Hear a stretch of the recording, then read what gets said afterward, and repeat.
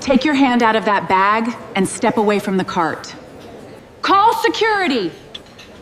No one leaves the house until we know what else he has taken.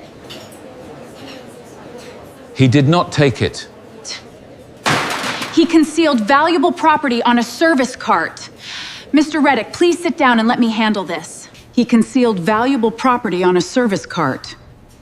Mr. Reddick, please sit down and let me handle this. I found it beneath the library window. Cleaning fluid was dripping toward the leather, so I covered it and moved it away from the water. You are employed to clean this house. You report property. You do not hide it under towels and carry it toward an exit.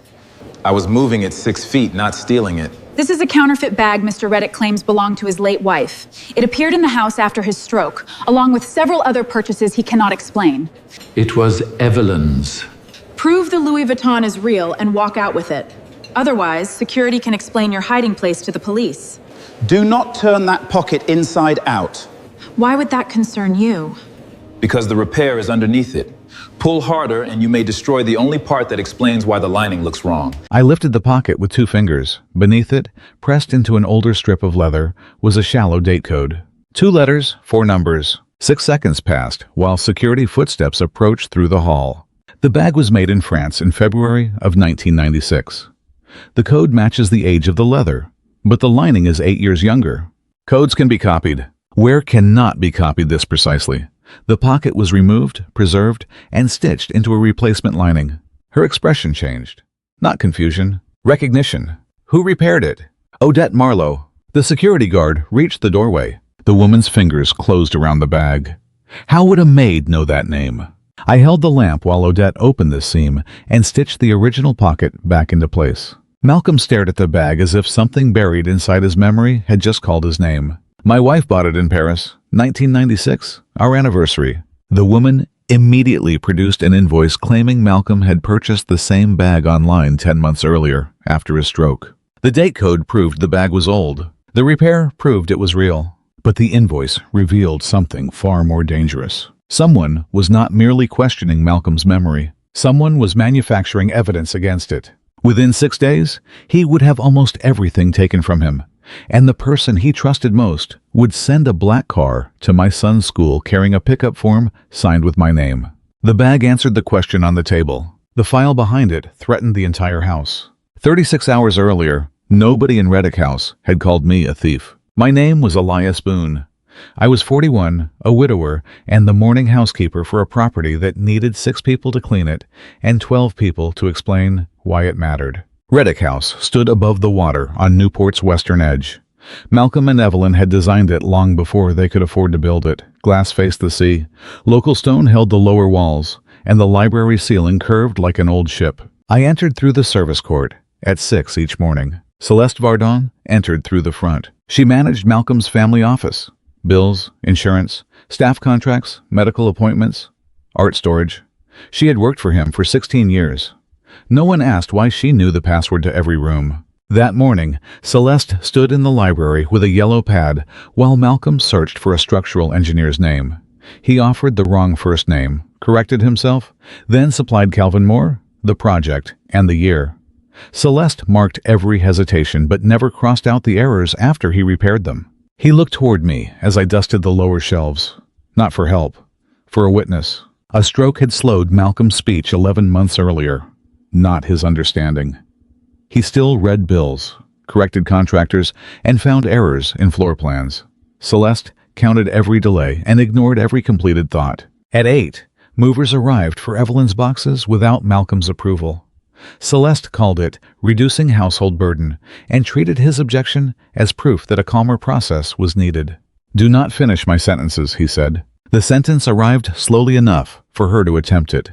She stopped herself and answered with a polite smile that carried no apology. One mover took a box marked accessories. The other carried a flat case from the plan room. Both used the service hall rather than the front entry. The route chosen for objects meant to leave without becoming a household event. Celeste saw me watching and redirected me toward the library windows. The outside crew had not yet finished, but she ordered me to prepare the inside and used Mr. Boone in the clipped tone she reserved for distance. Most days, I was Elias. When she wanted to reduce me to rank, I became the maid. I was a housekeeper. The distinction did not matter to the floor. It mattered to the person deciding whose observations counted. At 3, I picked up my son from school. Wes was 8 and kept a blue metal box of objects most people would discard. Each had a card answering 3 questions. Who gave it to us? When did we get it? And why do we keep it? That afternoon, he refused to file a chipped red marble because he could not name the owner before Mr. Bell. Without the previous name, the record felt unfinished. Beside his hand lay Odette Marlowe's bone folder, a smooth ivory-colored tool with a rounded end and a small burn mark near the handle. He had borrowed it from my drawer to flatten the card. I told him to put it down too sharply. He froze, apologized, and watched me take it from the table as if I had rescued something alive. The tool was not valuable, which made my reaction harder for Wes to understand. Odette's initials sat beside a small burn mark. After her death, it was the last object in my apartment that still carried the shape of her grip. Because some things become the last thing, I said. Wes reminded me that this answer did not fit any of his 3 questions. Marion had begun the blue box before she died. I kept writing the cards so Wes's memories of her would never lose their names or reasons for being kept. I returned the bone folder to the drawer and listened until it closed. The next morning, Malcolm found Evelyn's dressing room locked against his code. Celeste called it inventory control, a phrase designed to avoid saying she had locked the owner out of his wife's room. Malcolm ordered the door opened. Celeste refused until an assessment was complete. When he reached toward the panel, his right hand trembled. She watched the tremor instead of the command. I watched the panel. A small wrench symbol glowed in the corner. Maintenance mode. The lock was not broken. Someone had told it to stop listening to Malcolm. Bennett Shaw arrived before lunch. He maintained the locks, humidity controls, and fire alarms, and carried the patient expression of a man who had spent 30 years being blamed for things with batteries. Celeste met him in the service hall and described the panel as another failure. Bennett corrected her, without drama. The panel had performed exactly as configured. It had denied Malcolm because an authorized user had placed it in maintenance mode. Celeste noticed me polishing the stair rail and called the exchange private. Bennett glanced through the open hall toward the glowing wrench symbol. Maintenance mode is not private. It is a setting. Celeste ordered Bennett to restore the system. He kept asking who had requested maintenance mode until she admitted her office had done it. He nodded once. Not agreement, memory. After she left, I asked whether maintenance mode erased the entry log. Bennett studied me long enough to understand why I cared. The lock, he explained, remembered every credential even when remote alerts were disabled. He then closed his tool bag and warned me not to request records he could not lawfully give to household staff. I had not asked yet. He knew I was about to. At 1, the outside window crew finished the library. Water had slipped beneath the old frame and formed a narrow line on the sill. I moved books from the lower ledge and found a brown canvas bag pushed behind the curtain, a Louis Vuitton travel bag. It sat where the next drip would strike the leather. I did what the job required. I lifted it away from the window and placed it on my linen cart. A folded towel went beneath it. Another covered the top so dust from the curtain would not settle on the surface. I did not open it. Celeste entered before I could call the property office. That was where the cold open began. It ended with the invoice on the breakfast table and Malcolm reaching for a bag Celeste would not let him touch. Her folder showed a purchase from an online luxury marketplace. The buyer name was Malcolm Reddick. The shipping address was the house. The amount was large enough to sound reckless. The date fell 10 months earlier. Malcolm studied the invoice and denied both the purchase and the approval. Celeste answered that the charge had passed through his household account and suggested that the missing memory was another result of the stroke. He remembered Evelyn carrying the bag into a hospital when their goddaughter was born. He first called the child their daughter, then corrected himself before anyone asked. Celeste seized on the wrong noun. Malcolm insisted that choosing the wrong word was not the same as inventing a person. She turned toward me as if the correction itself were a symptom. I said only that I had watched him repair his own sentence. Celeste reminded me that I was not qualified to assess cognition. Neither is an invoice, I said. Malcolm remembered Evelyn buying the bag in Paris. Celeste cited travel records showing London during the same trip. He explained that they had taken the train to Paris. Her pause was brief, but he noticed it. He requested the household accession book. Celeste said the records were being digitized. The paper volume was off-site, and the location would need to be checked. Each answer moved the record farther away without identifying the person who had moved it. When Malcolm asked whether I could prove the repair, I told him the date code alone was not enough. Celeste smiled at what she believed was a retreat. I explained that a copied code could still fit the proper period. The rest of the bag had to agree with it: leather, hardware, construction, pressure, and wear.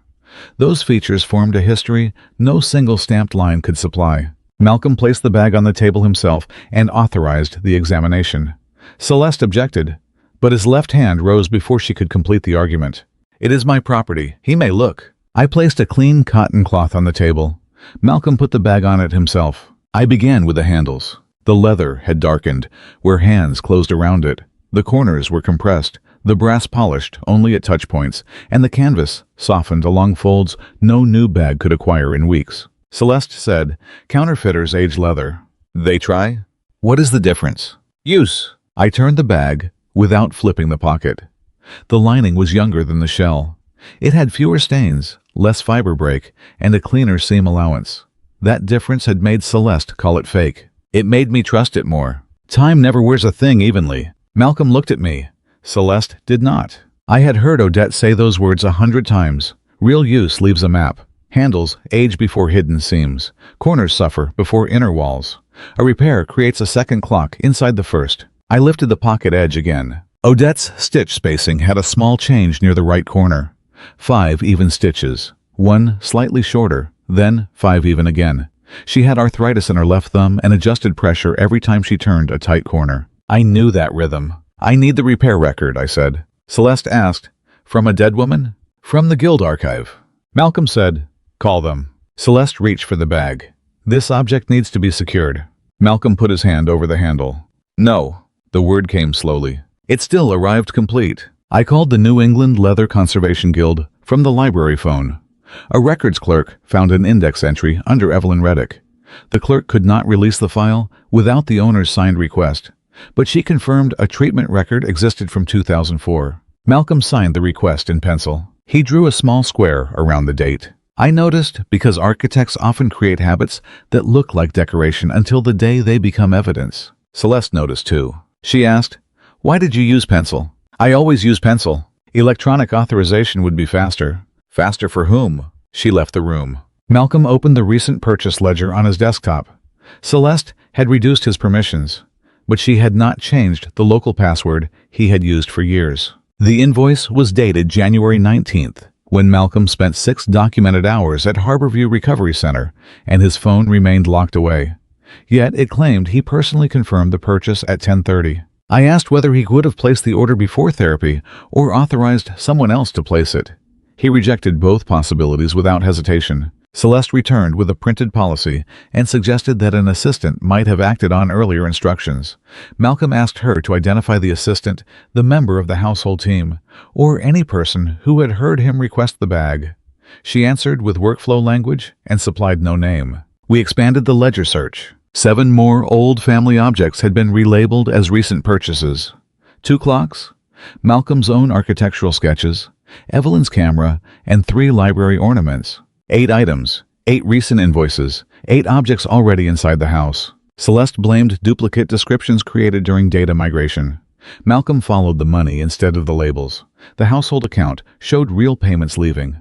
Celeste described the recipients only as vendors, then as approved vendors, each category replacing the proper nouns he requested. "You keep replacing nouns with categories," he said. His speech slowed when he was angry. Celeste began writing on her yellow pad. Malcolm took the pad from her and read the entries.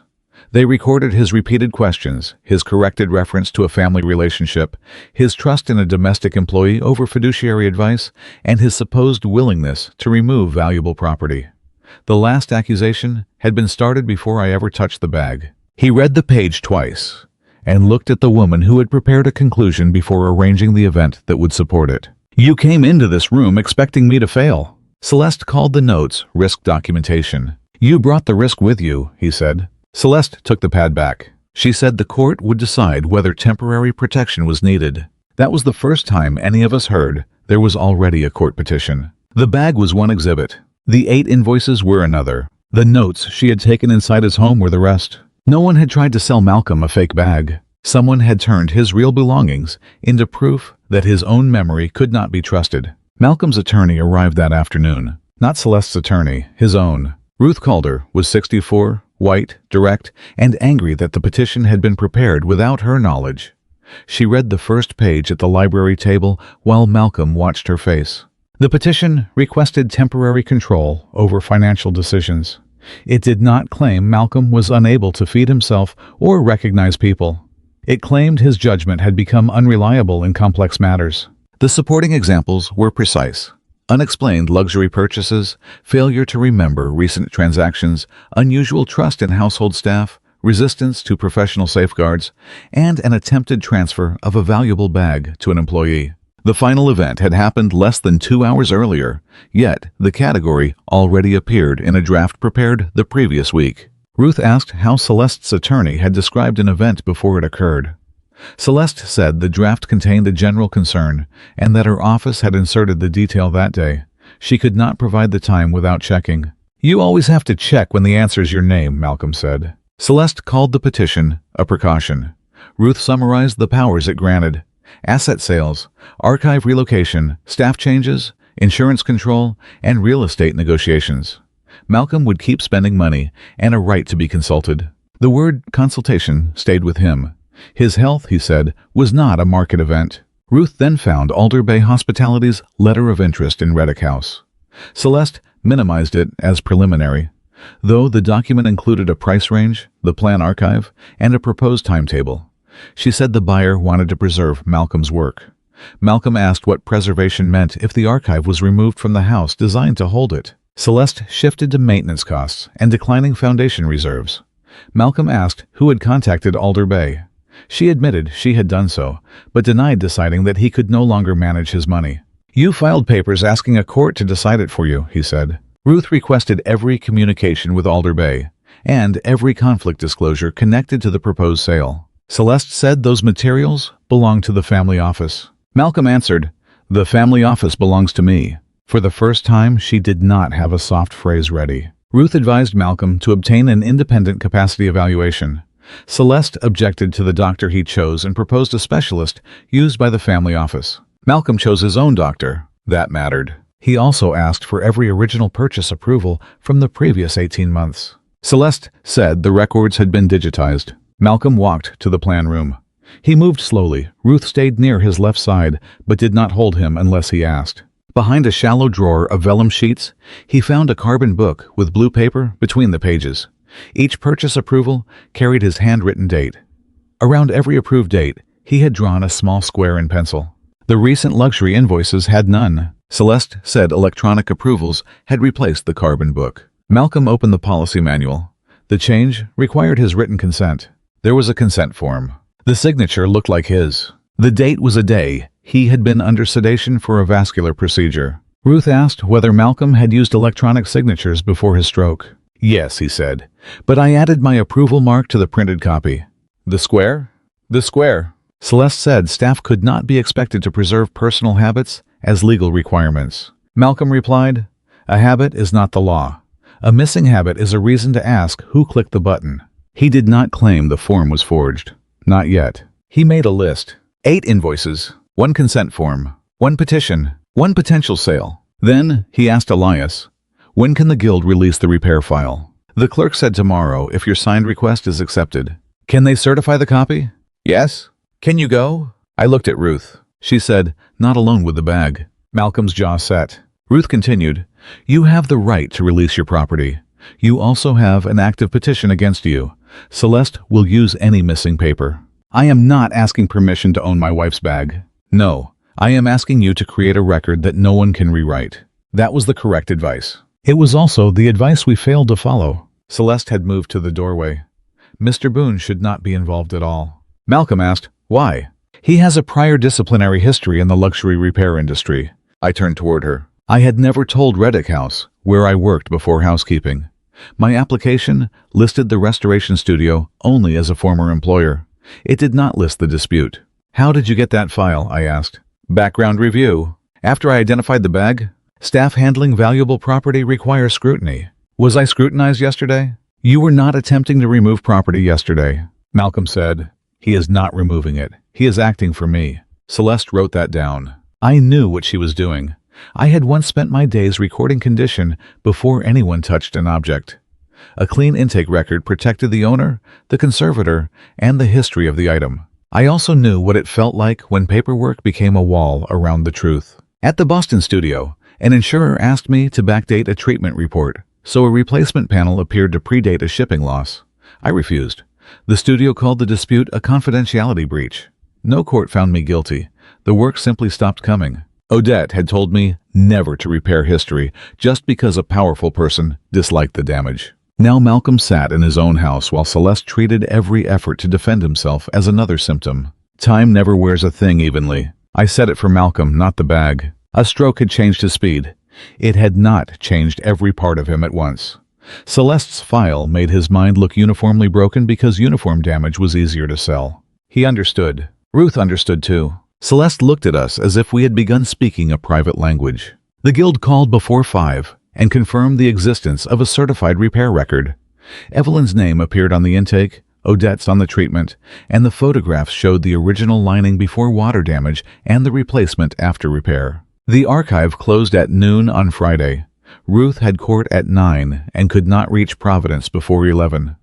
Waiting until Monday would place the certification after Celeste's petition hearing. Malcolm decided that I would take the bag to the guild at 8 and remain with it until Ruth collected the certified packet. Ruth insisted on a written transfer form. Celeste declared that no transfer would occur at all. Malcolm stood. His right hand shook, but his voice did not. My wife owned that bag. I own it now. Elias has my permission. The sentence satisfied the owner, the witness, and the man carrying the object. It did not satisfy the procedure that would later be used against all three of us. I should have asked him to write those words.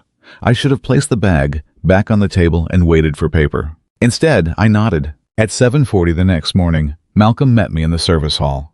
The bag rested inside a plain archival box with tissue wrapped around the handles and a copy of his signed guild request on top. There was no transfer form. Ruth emailed a transfer form, but Malcolm's printer could not reach the network controlled by Celeste's office. He repeated his permission clearly, and Bennett witnessed it. I still left without the paper. A clear owner, a clear instruction, a witness. It felt like enough. It was not. Malcolm opened the side door himself, and I carried the box to my car while Celeste watched from an upstairs window. The guild occupied 2 rooms above a Providence bindery. Its records clerk knew neither Celeste nor Malcolm beyond the archive file, which made her independence useful. She accepted Malcolm's signed request, but immediately identified the missing transfer document. Without it, the guild could review the record and compare the object in my presence, but it could not take custody. I agreed that the box would remain beside me throughout the examination. June wrote that limitation into her intake note before opening the archive folder. Her caution slowed us by 3 minutes and protected the truth for years. She brought out a gray archival folder. The intake sheet was dated March 12, 2004. Client name, Evelyn Reddick. Object, monogram travel bag. Reported damage, water saturation, dye transfer, lining separation. 4 instant photographs were mounted on cardstock. The first showed the bag before treatment. The handles were already dark from use. The same shallow compression marked the lower corners. The brass lock carried the same small scratch near the key opening. The second showed the pocket turned outward. The leather strip with the date code remained attached, but the surrounding lining had been cut away. The third showed Odette seated beneath a task lamp, guiding the pocket back into the replacement lining. Beside her hand lay the bone folder. That was the second time the tool entered the story. I placed Odette's old tool beside the photograph. The burn mark matched. The initials matched. Even the angle at which she held it matched the memory I had carried for 22 years. June opened a treatment log. Odette had written that the original body, handles, hardware, pocket, and coated leather strip were retained. The water-damaged lining was replaced with neutral cotton twill. The repair was disclosed to the owner. No claim was made that the lining remained factory original. The bag on the table agreed with every line. June examined the seam through a magnifier. The repair is hers. Can you certify that? I can certify the record. I can state that the object is consistent with the documented treatment. The guild does not authenticate brands for sale. That is enough. It was more honest than enough. A date code did not prove the bag was real. A repair record did not prove every part had remained untouched since 2004. But together with the wear, hardware, photographs, and retained construction, the history held. June began scanning the file. At 8:23, Celeste reported the bag stolen, despite Malcolm's authorization. Newport police called before Ruth could reach us. June advised me to answer. The officer confirmed that I possessed Malcolm's property and asked specifically for written authorization to remove it from the house. I explained that I held the signed archive request, that Malcolm had given verbal permission, and that Bennett had witnessed the instruction. The officer returned to the same narrow question. Did I possess a written transfer document? I did not. He instructed me to remain at the Guild. I complied. 2 Providence officers arrived with a civil recovery notice prepared by Celeste's attorney. They did not handcuff me. They did not call me a thief. They listened while I explained. Then they called Newport. Celeste was listed as Malcolm's authorized property manager under the temporary family office agreement. Malcolm's capacity petition was pending. Her attorney claimed the bag was at risk of unauthorized transfer. The officers placed the archival box in temporary protective custody. June said the certified archive copy would be released only to the owner or his attorney. I asked her to preserve every page. She said that is what archives do. At 9:10, my supervisor suspended me after Celeste described a property investigation and Malcolm as too confused to authorize the removal. No one had asked Malcolm. She managed 30 employees and would not leave one assigned inside a private home while a valuable object was under dispute. Celeste's attorney had carefully labeled the filing a recovery report rather than a theft complaint, but the softer language did not protect my job. I lost the assignment before the bag reached the Newport evidence room. Celeste moved quickly. She sent the court a supplemental filing. It stated that Malcolm had directed a domestic employee with a known professional dispute to remove a valuable object without documentation. It described Bennett as a maintenance contractor unable to assess Malcolm's understanding. It described me as financially vulnerable and professionally disgruntled. She attached a photograph from the service court camera. I was carrying the box through the side door. No one could see Malcolm standing inside. The image looked like theft because the frame ended where permission began. Ruth reached the Guild at 11. She obtained the certified record, but the damage had already spread. The judge issued a temporary communication protocol. All staff and contractors had to route contact with Malcolm through Ruth or Celeste until the hearing. Elias Boone was not to enter the property. Celeste deactivated my badge. She changed the service gate code. She ordered staff not to accept calls from me. Then she used the missing transfer form as a new example in the capacity petition. Malcolm had trusted his own words. I had trusted them too. Celeste turned that trust into evidence that neither of us could be trusted. That was her first victory. I thought I had carried the bag to the one place where its history could not be erased. Instead, I had given Celeste the cleanest sentence in her entire petition. I spent Friday afternoon in our apartment while Wes sorted the contents of his blue box. He had heard enough from my phone calls to know I no longer worked at Reddick House. He did not ask whether we could pay rent. Children often know which questions adults cannot answer. He held up the chipped red marble. If somebody writes the wrong person on the card, does the marble change? No? Then why does the card matter? Because the next person may never meet the one who gave it to you. He placed the marble back in its paper cup. What if the wrong person wrote all the cards? That was the question. The bag could prove Celeste's invoice false. It could not prove who created the false invoice. The archive could show history. It could not show access. Malcolm's word could show permission. Celeste had built the case around whether his word still counted. We needed records that did not depend on anyone believing my expertise. Ruth called at 4 to tell me Malcolm wanted me at Monday's hearing. The communication order remained in effect, so she would arrange my attendance through counsel rather than risk another claim that he was acting outside procedure. Malcolm was angry, focused, and tired. An independent doctor had evaluated him that morning and would issue a written report on Sunday. The preliminary conclusion was clear. Malcolm understood his assets, the petition, the proposed sale, and the consequences of his choices. He needed additional time to answer questions. That was not incapacity. Celeste had already dismissed the evaluation as one good day. Ruth told me Malcolm had found something in his plan archive, not evidence of the bag, evidence of the house. Alder Bay Hospitality had submitted a private purchase structure through a title insurer. The structure required disclosure of any party receiving a fee from the sale. Malcolm had demanded the disclosure under his rights as owner. The title insurer could not give Celeste's internal files to him.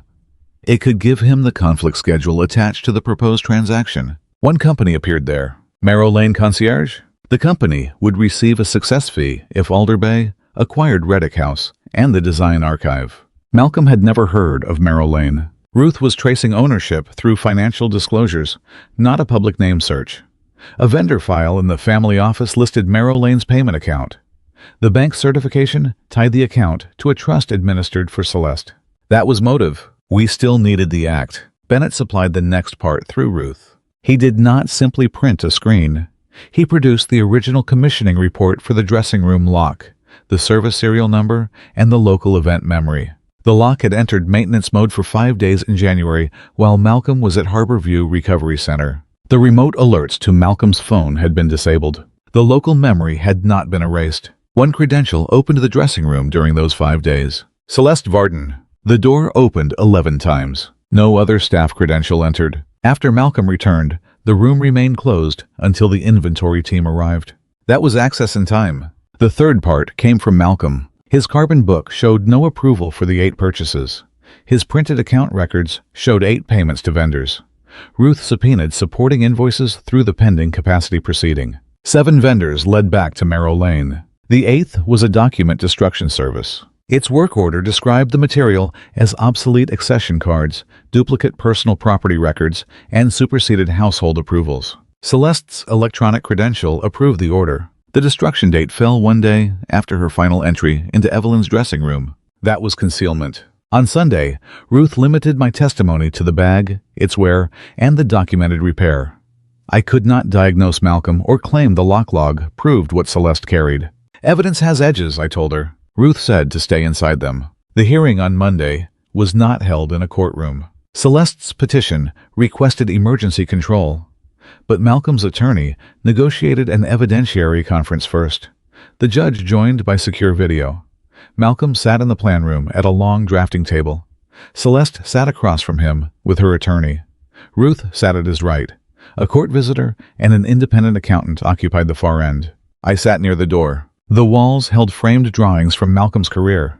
Schools, libraries, a clinic in Providence, a row of affordable houses with porches designed to face one another. Malcolm had built rooms that encouraged people to look at each other. Celeste had spent a year looking around him. The judge began by testing whether Malcolm understood the conference. He asked Malcolm to identify what was at risk and what the petition could do. Malcolm named his authority over property, house, archive, staff, and money. He also explained that another person could be allowed to make those decisions for him. When the judge asked why he opposed the petition, Malcolm took 4 seconds before answering. Celeste's attorney shifted as if the delay had already supplied the conclusion. Because the evidence was made to describe a condition I do not have. The judge waited until Malcolm was finished. That small act of patience changed the room. Ruth began with the medical report. The doctor found that Malcolm retained decision-making capacity. His language retrieval was slower. His comprehension remained intact. He could compare options, state consequences, and express stable preferences. Celeste's attorney said one evaluation could not erase months of documented concerns. The judge agreed. Then Ruth called me. I described finding the bag near moisture, moving it onto my cart, and recognizing a documented style of repair after Celeste challenged its authenticity. Ruth made me separate every conclusion from the facts supporting it. The date code did not authenticate the bag. It only matched the period Malcolm described. Authenticity rested on the distribution of wear, retained hardware, construction, archive photographs, and the agreement between old water damage and the newer lining. I also stated that the bag had never been offered to me as a gift, and that Malcolm had not told me I could keep it. I carried it out only to compare the object with an independent repair record. Malcolm authorized the trip, but the authorization was not written. That final distinction took less than a sentence to state, and gave Celeste's attorney the opening he needed. Celeste's attorney stood. He asked about the Boston studio. I answered. He asked whether I had been accused of mishandling private client information. I said yes. He asked whether I had lost professional work. I said yes. He asked whether I now earned less than the value of the bag. I said yes. He asked whether Malcolm had handed me a luxury object without a receipt, transfer form, or return time written down. I said yes. He turned toward the judge. This petition is not about whether a bag is genuine. It is about judgment. Mr. Reddick gave a valuable object to an employee with a disciplinary history and no written custody terms. Mr. Boone then removed it from the property. The fact that the bag may be authentic strengthens the concern. It means Mr. Reddick exposed a genuine asset, not a worthless copy. The accountant looked at Malcolm. The court visitor made a note. Celeste's second victory began there. She did not fight the bag. She accepted it. Then she used its value against us. Ruth presented the guild record. The archive proved Evelyn had submitted the bag for repair in 2004. It proved the lining was replaced and the coated strip retained. It proved the bag existed in the family years before the invoice claimed Malcolm bought it. Celeste's attorney said that established provenance, not capacity. He was right. Ruth presented Bennett's report. The lock memory showed that Celeste's credential alone entered the dressing room while Malcolm was in rehabilitation. Celeste described those entries as an authorized inventory. The report itself could not be produced as a separate record because, she said, it had been incorporated into a digital property review. The original accession cards were gone because obsolete records had been removed under ordinary family office management. The answers were smooth and close enough to routine office practice to survive if nobody placed them beside the other records. Celeste then addressed Malcolm directly. She framed 16 years of service, treatment arrangements, foundation operations, and staff oversight as proof that the petition was protection rather than punishment. She described the bag transfer, his resistance to inventory, his corrected family reference, and his rejection of the recorded purchases as a continuing pattern of risk. She did not need every allegation to be true. She needed the room to accept that all uncertainty should belong to Malcolm and all authority should belong to her. The judge asked Malcolm whether he wished to respond. He placed a roll of tracing paper on the drafting table. Then he opened it. A floor plan of Reddick House covered the wood. Malcolm had drawn 3 vertical lines across the plan in pencil. At the first line, he placed the guild record. At the second, Bennett's lock report. At the third, the financial disclosure, invoices, and destruction order. He did not ask me to explain them. He began with Evelyn. This file proves the bag belonged to my family before the purchase Celeste recorded. It does not prove who altered my household ledger. It proves the new invoice is false. He moved to the lock report. This log proves Celeste's credential alone entered the archive while I was in rehabilitation. It does not prove what she carried through the door. It proves she had the only recorded access during the period when the old records disappeared. He moved to the third line. These invoices were created by a company tied to her benefit. This destruction order removed the older records. This sale agreement pays the same company if my house is sold. Celeste's attorney objected to the word benefit. Ruth displayed the bank certification and conflict disclosure. The judge allowed Malcolm to continue. He looked at Celeste. The guild file proves the bag belonged to my family before the purchase you invented. The lock record proves your credential alone entered the archive while I was in rehabilitation. The false invoices, destruction order, and sale agreement prove that history was erased for your benefit. I am not asking anyone to judge my mind by a handbag. I am showing who manufactured the evidence against it. The plan room went still. Malcolm then produced the carbon book. He showed the judge his pencil squares. He showed that every valid major purchase from the previous 9 years carried the mark. He showed that none of the 8 disputed purchases did. Celeste said the squares were personal habit, not legal authentication. Malcolm agreed. That is why I did not present them alone. He understood evidence better than the people claiming he could not manage it. The independent accountant requested immediate preservation of all family office systems. The court visitor withdrew her support for emergency control pending investigation. The judge suspended Celeste's authority over personal property and prohibited any sale negotiation concerning the house. The capacity petition was not dismissed forever. It was stayed while the false records were examined. Malcolm asked Ruth to send the matter to the State Attorney General, the Financial Crimes Unit, and the Professional Licensing Authority governing fiduciary services. He made the choice himself. Celeste gathered her files. No one applauded. Malcolm did not call her a criminal. The judge did not order her arrested. Her attorney reminded everyone that allegations remained under review. She reached the door beside my chair. Then she stopped. West Boone's school has a very loose pickup process, she said. I stood. Ruth said, Celeste, do not speak to him. Celeste left. 10 minutes later, Lincoln Elementary called and asked whether I had sent a black car to collect Wes. I drove to Lincoln Elementary with Ruth on the phone. The school secretary kept Wes inside the main office. The black car remained at the curb. Its driver stood beside the rear door with a tablet in one hand and a paper authorization in the other. He did not try to enter the building. He did not touch my son. That mattered later. At the front desk, Wes sat with his backpack on his knees. His blue metal box was inside it for a class project about family history. The principal handed me the authorization. It carried my name, address, telephone number, old work schedule, and a copied signature above permission for a private transportation service to collect Wes for a family medical appointment. I had not signed it. Wes asked whether I had forgotten to record who was taking him. When I said no, he stared at my copied signature and asked how the person who made it knew exactly what the school required. He meant the private details our family used, who was allowed to collect him, which entrance he left from, the code word we had given the office. The authorization included the first 2 letters of that code word, enough to prove someone had reached an incomplete personnel record and not enough to pass the school's verification.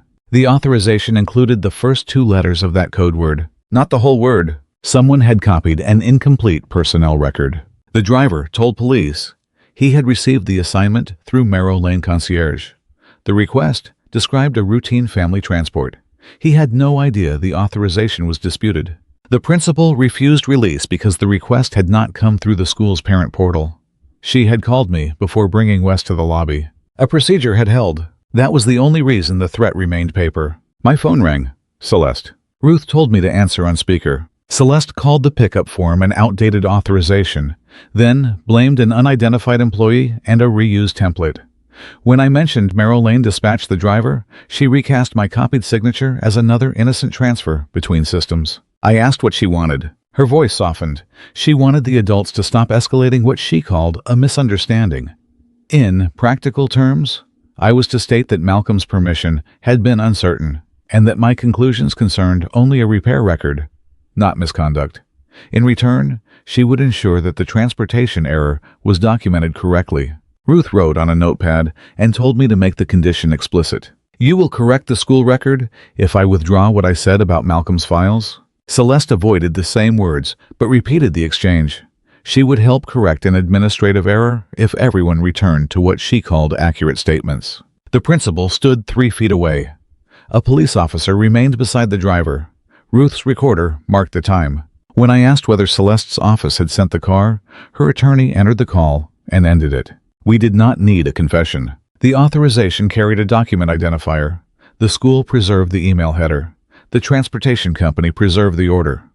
A printer service record later showed that the paper copy had been produced on a family office device after Celeste's authority was suspended. That did not prove she personally pressed print. It proved the threat traveled through a system she controlled and through a company connected to her benefit. Her conditional offer supplied the pressure. The police referred the forgery and witness interference concerns to investigators already reviewing the financial records. The court barred Celeste and Merrill Lane from contacting me, Wes, Malcolm, or Reddick House staff. The title insurer froze the Alder Bay transaction. The family office bank suspended Merrill Lane payments. A neutral fiduciary took temporary control of routine bills while Malcolm selected a replacement. Celeste left through legal channels. No crowd followed her. No one published her home address. No one had to humiliate her for the correction to be real. Wes and I returned home after dark. He took the false authorization from my hand, read the printed name, and asked whether it belonged in the blue box. I told him it did, because it showed what had happened. He made a new card. The school had given us the paper on Monday. We would keep it so no one could later claim that the car, the signature, or the attempt had never existed. He wrote the final reason in his own hand and placed the document beneath the card rather than folding it. 3 weeks later, the court dismissed the emergency capacity request without prejudice.